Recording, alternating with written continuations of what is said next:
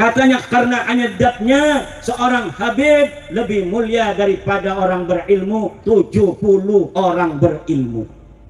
Dia bodoh mengalahkan sarjana 70. Dia bodoh mengalahkan insinyur 70. Dia bodoh mengalahkan kiai 70.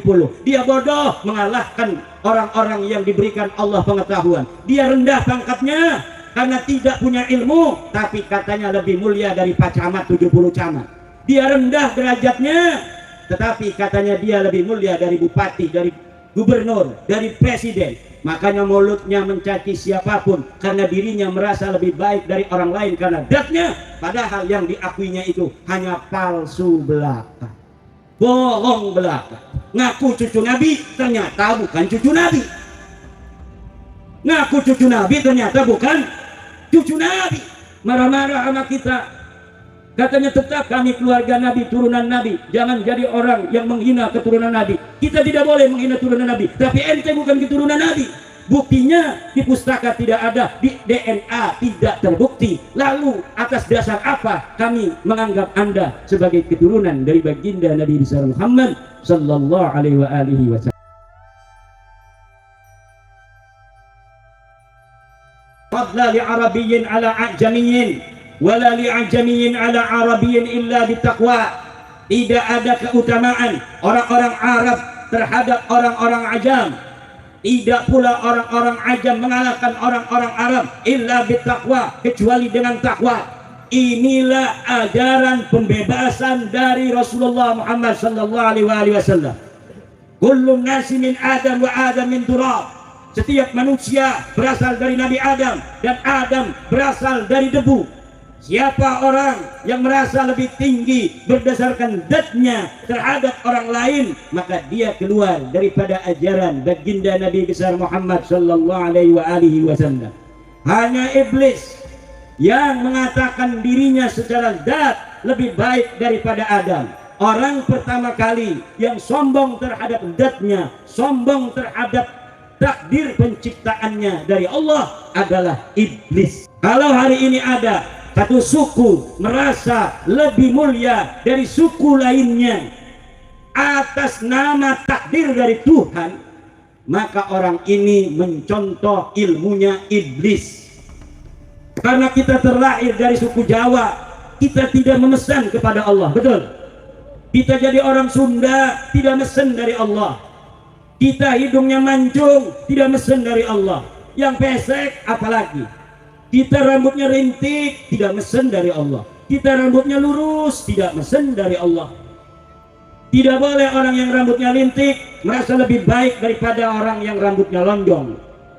Tidak boleh orang yang rambutnya lurus merasa lebih baik daripada orang yang rambutnya rintik. Tidak boleh orang yang kulitnya hitam merasa lebih baik dari orang yang kulitnya putih. Tidak boleh orang yang kulit putih merasa lebih baik dari orang yang berkulit hitam, dan lain sebagainya. Inilah ajaran Islam, di mana kemuliaan hanya dari takwa. Inna akramakum indallahi atqakum. Sungguhnya orang yang paling mulia di antara kalian adalah orang yang paling bertakwa. Kalau pengen kita mulia, bertakwalah. Kalau kita pengen derajatnya tinggi, berilmulah. Yarfa'illahu alladhina amanu minkum walladhina utul ilma darajat. Allah akan angkat derajat orang-orang yang beriman di antara kalian dan orang-orang yang mempunyai ilmu beberapa derajat. Ini ada orang yang dia memotong ilmu pengetahuan. Katanya karena hanya datnya seorang Habib lebih mulia daripada orang berilmu 70 orang berilmu. Dia bodoh mengalahkan sarjana 70.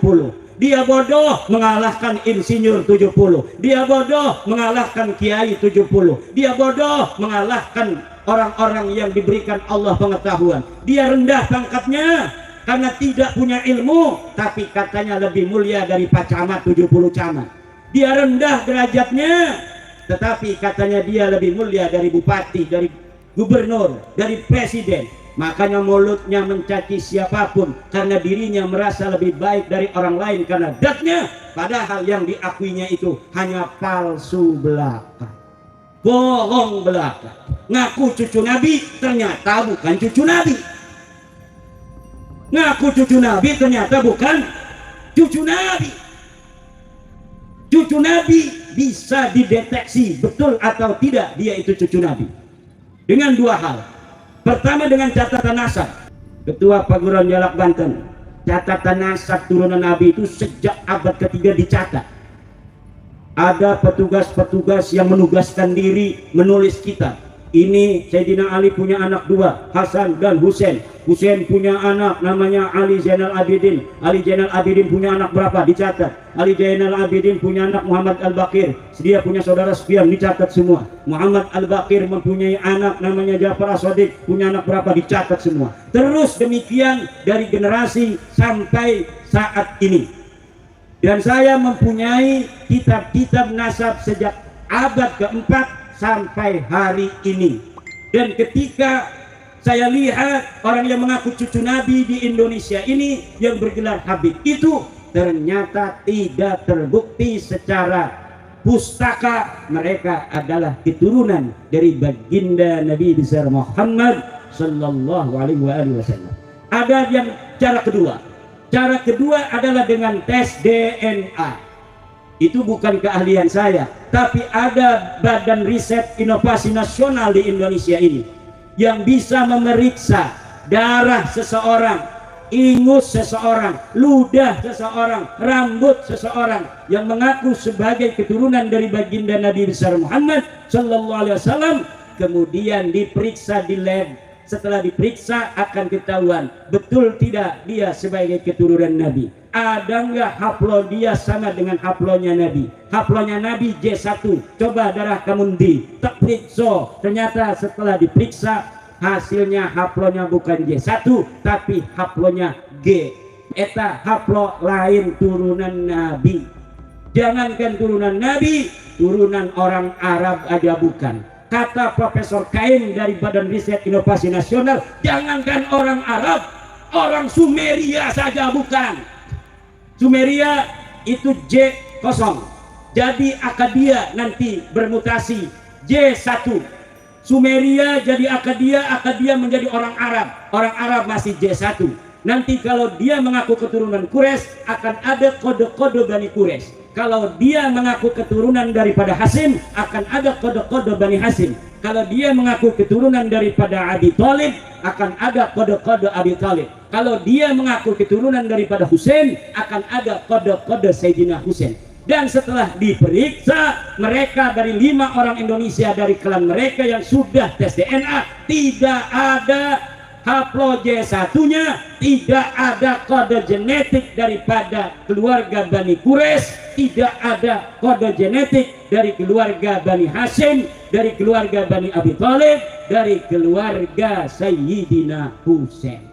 Kalaulah secara pustaka tidak terbukti, DNA juga tidak terbukti, lalu dengan apa kita harus percaya bahwa mereka keluarga besar keturunan daripada baginda Nabi besar Muhammad sallallahu alaihi wasallam?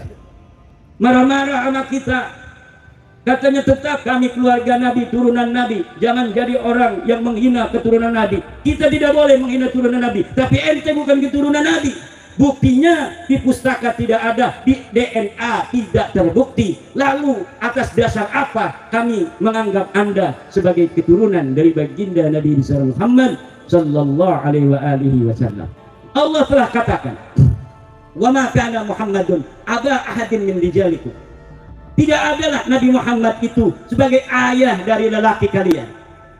Ayat ini mengandung tafsiran bahwa Nabi Muhammad yang pertama, tafsiran pertama, tidak mempunyai anak laki-laki. Laisa wa makana Muhammadun aba ahadin, bukanlah ayah dari laki-laki kalian, karena memang Nabi Muhammad tidak punya anak laki-laki. Tafsiran yang kedua, jangan panggil Nabi Muhammad hari ini dengan gelar-gelar kekeluargaan. Wahai kakekku, wahai ayahku, tapi walakin Rasulullah, panggillah Nabi Muhammad dengan Rasulullah. Siti Aisyah aja istrinya manggil Rasulullah, ya Rasulullah. Lah orang sekarang yang nasabnya nggak jelas manggil Rasulullah, ya jadi wahai kakekku. Di sebuah persidangan dia katakan, Nabi Muhammad kakek ente apa kakek aneh? Ini adalah hilang adab kepada baginda Nabi besar Muhammad sallallahu alaihi wasallam. Di dalam ajaran kita Ahlussunnah wal Jamaah, kita dianjurkan, tidak wajib, untuk mencintai keturunan baginda Nabi besar Muhammad sallallahu alaihi wasallam. Tetapi keturunan Nabi yang asli, keturunan Nabi yang telah terbukti secara catatan dan terbukti secara ilmu pengetahuan biologi. Karena zaman sekarang ini teknologi sudah canggih, gen kita ini sudah generasi Z, generasi manusia yang hidup saat ini. Ada generasi perang, generasi perang dia yang lahir sebelum 45. Ada yang generasi depresi, yaitu orang yang pada saat dia berperang, yang lain berperang, dia nggak mau perang. Dia lahir di masa perang, orang lain perang mau berjuang, dia nggak mau perang. Itu generasi depresi. Setelah generasi depresi, ada generasi baby boomer, yaitu mereka yang lahir 46 sampai 64. Tahun 65 selanjutnya itu disebut generasi X. Saya ini generasi X, lahir tahun 76. Dari orang yang lahir 64 sampai 80 itu generasi X. Dari generasi X akan muncul generasi Y, yaitu milenial. Setelah generasi milenial, sekarang ini generasi Z, mereka yang lahir dari tahun 97 sampai 2012. Anak-anak kita yang masih 10 tahun disebut generasi Alpha. Generasi Z itu 27% di Indonesia. Makanya para capres-capres ini sibuk bagaimana bisa untuk mengajak generasi Z memilih dirinya.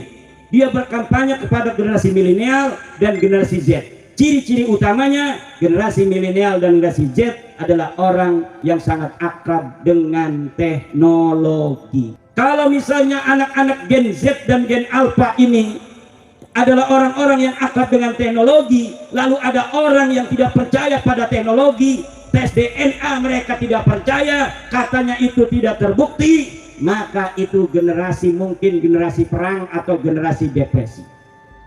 Maka oleh karena itu yang paling harus kita jadikan patokan dalam hidup ini adalah takwa kepada Allah Subhanahu dan ilmu pengetahuan. Jangan lawan ilmu pengetahuan. Orang yang melawan ilmu pengetahuan akan tergerus oleh zaman. Dia akan dianggap manusia purba, manusia yang ketinggalan zaman, manusia yang tidak mempunyai masa depan. Manusia yang melawan teknologi hari ini adalah manusia yang akan ditinggalkan kehidupan. Wallahu huwal muwaffiqu ila aqwamit thoriq. Wassalamualaikum warahmatullahi wabarakatuh.